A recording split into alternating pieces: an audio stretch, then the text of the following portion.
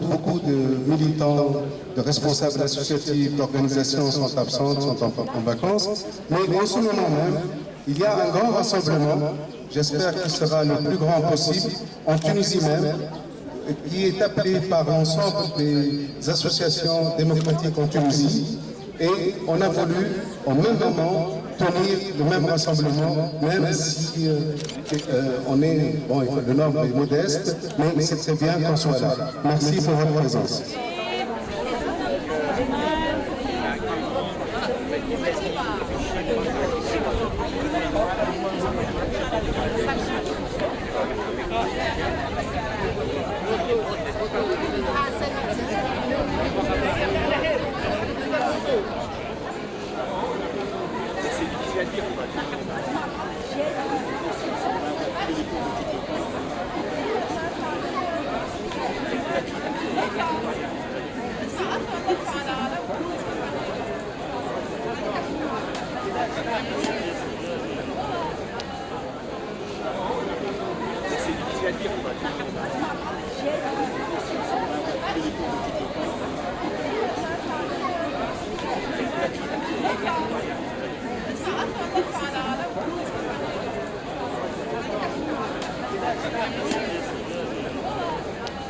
Et contre lorsqu'on...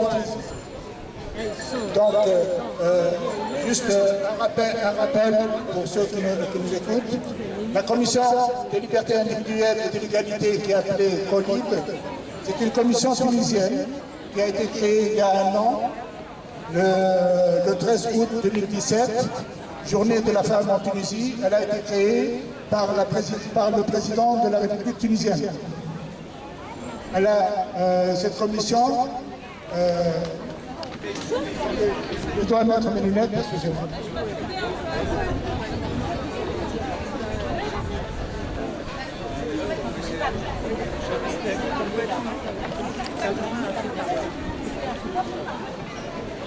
Donc cette commission est chargée de préparer un rapport concernant les réformes législatives relatives aux libertés individuelles et à l'égalité, conformément à la nouvelle Constitution tunisienne de 2014, et ainsi aux normes internationales des droits de l'homme.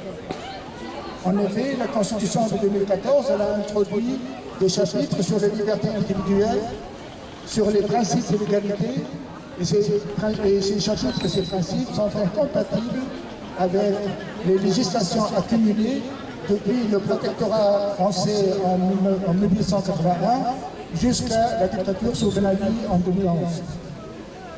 Donc cette commission COLIB elle vient de présenter son rapport avec des propositions progressistes qui font avancer l'état de liberté individuelle et publique, qui font avancer tous les principes de l'égalité et surtout qui sont en conformité avec la constitution tunisienne de 2014. Or, ces propositions ont suscité chez les milieux archaïques et conservateurs des réactions hostiles. Elles ont suscité des mobilisations dans les mosquées, dans certaines mosquées, et des appels à la haine, allant jusqu'à demander au peuple de lapider, entre guillemets, la présidente de la COLIB, de cette commission, Maître Bouchra Hamida, avocate, et député représentant à l'Assemblée des représentants du peuple. Les associations et personnalités qui ont appelé à ce rassemblement et qui sont signataires, c'est pour, et toutes les personnes présentes ici, c'est pour dénoncer en premier lieu, qu'on mette un arrêt à la campagne de la haine contre les membres de la commission de COLIB, contre sa présidente en particulier, et nous leur affirmons notre soutien indéfectible. Nous affirmons aussi notre soutien aux propositions de la COLIB, mais nous soutenons qu'il y ait un débat démocratique et serein autour des propositions du rapport de cette commission.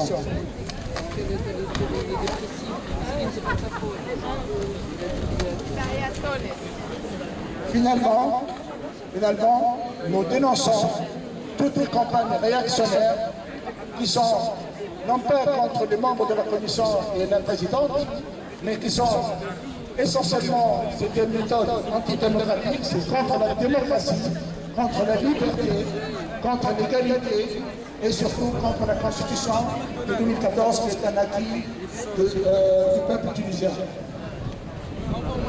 Les propositions, je ne sais pas si vous les avez vues à travers les textes que nous avons diffusés, mais on va les lire. On va les lire comme ça, il n'y aura pas de doute et on a fait exprès pour les diffuser. On peut être d'accord ou pas, mais l'essentiel c'est qu'il y ait un débat serein, un débat démocratique tel qu'on sait le faire. Et non pas un débat de haine, et de vindicte et d'appel au meurtre. Donc les propositions sont abolir la peine de mort ou la maintenir seulement pour les crimes où il y a eu un meurtre. Pénaliser la peine au suicide. Annuler la circulaire portant sur la fermeture des cafés pendant le mois de Ramadan. Dépénaliser l'homosexualité ou de la maintenir en écartant la peine d'emprisonnement. Bannir les tests anneaux. Annuler les dispositions désuètes datant de l'époque coloniale contenues dans le Code des obligations et des contrats qui établissent des distinctions entre les musulmans et les non-musulmans. La protection du sacré ne doit pas vider de son sens la liberté de conscience et de croyance et engendrer la prédominance de la religion officielle ou dominante sur les autres minorités religieuses ou la liberté de conscience des religieux et des a-religieux, ceux qui ne sont pas religieux. Interdire le prosélytisme. Annuler le crime de blasphème des religions qui verrouillent la liberté de penser. Redéfinition des concepts de l'ordre public et de la morale à l'aune de l'article 49 de la Constitution. Bannir l'institution de la dot ou ne plus la lier aux conditions de mariage, à sa nullité, à sa consommation ou au divorce.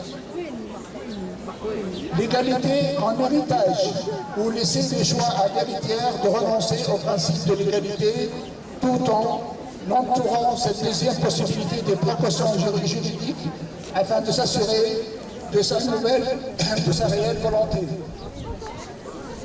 Établir l'égalité entre les enfants légitimes et les enfants naturels.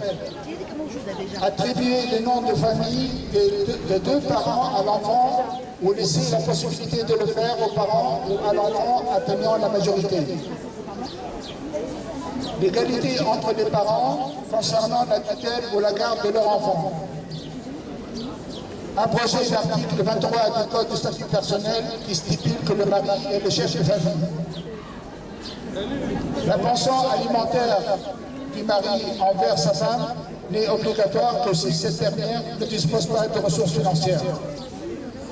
Donc ce rassemblement, ça, ce sont les principales propositions. On peut, nous soutenons l'ensemble de ces propositions.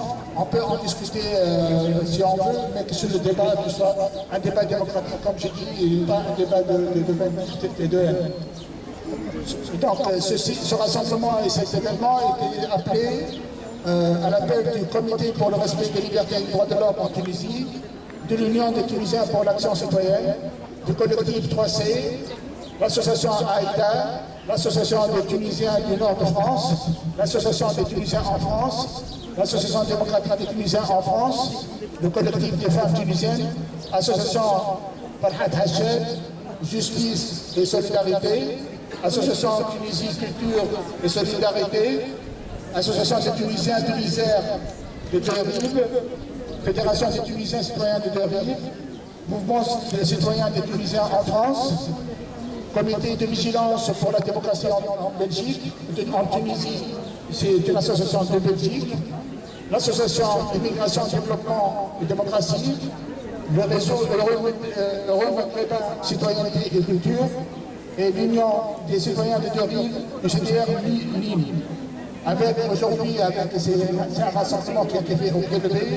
Nous avons tenu aujourd'hui un indépendant de partis communistes français qui nous ont soutenus. Il y a plusieurs personnalités, tunisiennes et non tunisiennes, et nous jouissons d'un soutien assez large.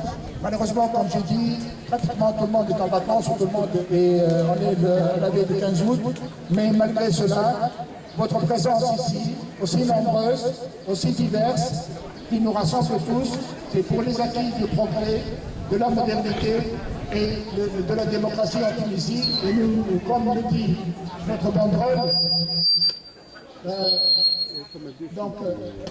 nous nous battons pour la liberté, pour l'égalité et contre l'obscurantisme et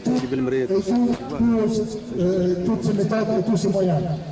J'ouvre la parole à tous ceux, donc nous nous associons aux mobilisations de l'association des femmes démocrates en Tunisie et à tous ceux qui se battent pour soutenir les propositions de la COLIB, qui sont des propositions progressistes, des propositions de modernité auxquelles nous souscrivons et nous adhérons. Et nous voulons que dans ce pays, qu'il y ait plus de progrès et plus de démocratie et qu'on aille de l'avant et non pas qu'on retourne en arrière comme veulent nous ramener les fondamentalistes et les armées. Alors, le rassemblement, c'est pour soutenir le mouvement impulsé et un peu pris en charge par Bouchra Ben Hajj Hamida, qui est une avocate extrêmement courageuse et qui ose dire des choses difficiles à dire et toujours dans le cadre de la loi. C'est ça qui est bien. Donc, elle nous protège en quelque sorte puisqu'elle se revendique du droit et donc et de la Constitution. Je trouve ça très important. En plus, la Tunisie est le seul pays arabe qui essaie de concilier entre différentes parties de la société, notamment les fondamentalistes et les autres, et tout le monde nous admire pour cette capacité de dialogue. Donc je pense que c'est vraiment très important de se rassembler contre la haine, parce que les discours qui vont nous diviser, c'est ça qui sera le plus dangereux, car nous sommes un exemple actuellement de dialogue. Difficile, extrêmement difficile, que nous payons aussi bien sur le plan économique que sur d'autres plans, mais le dialogue continue d'avoir lieu à tous les niveaux, au niveau de l'Assemblée, au niveau de la population civile qui apprend à dialoguer. Ce n'est pas facile. Je trouve extrêmement important que dans un pays arabe, nous apprenions à dialoguer ensemble pour créer la démocratie, parce que la démocratie n'est pas donné, ce n'est pas quelque chose qui nous est exporté de l'extérieur, c'est quelque chose que nous sommes en train de construire. Et ça, c'est petit, ça paraît petit, mais à mon avis, c'est contre tous les autres modèles de démocratie tels que Bush a voulu le faire en faisant la guerre en Irak, etc. Construire à partir de la société elle-même et à partir des associations, à partir des petits partis, c'est la seule alternative qui est extrêmement difficile mais qui est nécessaire. Et c'est pour ça que je soutiens cette personne, je soutiens la commission Colib, je soutiens leurs propositions. Toutes leurs propositions concernant l'héritage, concernant la dépénalisation de l'homosexualité.